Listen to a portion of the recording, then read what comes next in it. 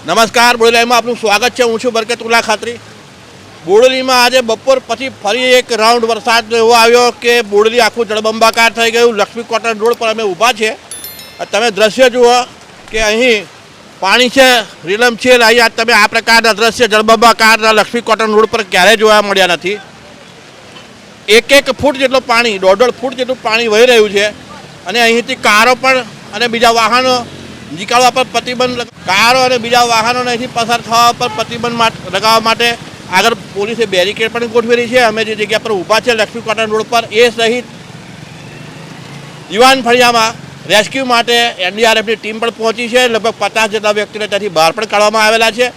મામલતદાર, પ્રાંત અધિકારી અને ચીફ ઓફિસર નગરપાલિકા, પ્રમુખશ્રી નગરપાલિકા અને સહિત સભ્યો તમામ ત્યાં ઉપસ્થિત છે અને એનડીઆરએફની ટીમ દોરડા અને વિવિધ સાધનો વડે અને લાઈફ ગાર્ડ વડે ત્યાં પહોંચી અને પૂરગ્રસ્ત વિસ્તાર છે, પાણી ત્યાં ખૂબ જળબંબાકાર થઈ ગયું છે, લોકોને તકલીફ ના પડે એ માટે માઇગ્રેટ કરવા માટે આહવાન કરવામાં આવ્યું। અને અત્યારે આપણે વાત કરી હતી તે સમયે ત્યાં પાણીની પૂરની સ્થિતિમાં જે ઘરો ઘેરાયા છે અને વધુ પાણી આવે એવી અવસ્થા છે, તેવી જગ્યાઓ પરથી સલામતીના કારણોસર, સલામતીના ધોરણોસર ત્યાંથી લોકોને હટાવવામાં આવ્યા છે।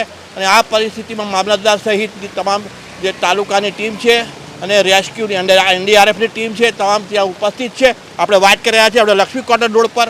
અત્યારે તો અહીંયા જળબંબાકારની સ્થિતિમાં અહીંયા કોઈ વાહનો જઈ શકતા નથી। જે વાહનો આવે જાય છે તે ફસાઈ પણ જાય છે અને ત્યારે આગળ પોલીસે બેરિકેડ મારી અને વાહનોને બંધ કરવાનો પ્રયાસ કર્યો છે। આ લક્ષ્મી કોટન રોડ પર આજ દિન સુધી આટલા ઇતિહાસમાં કોઈ આટલું પાણી નથી આવ્યું। માત્ર 1.5 કલાકથી વરસાદ પડી રહ્યો છે અને આ જળબંબાકાર સર્જાયો છે।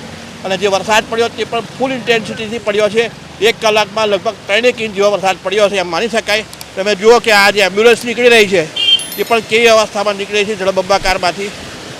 આ લક્ષ્મી કોટન રોડ પરના દ્રશ્ય છે અને લક્ષ્મી કોટન રોડ પર આ પરિસ્થિતિ કોઈ જોઈ નથી। બોડેલીની અંદર આ આખો કોન્ક્રીટનો રસ્તો છે।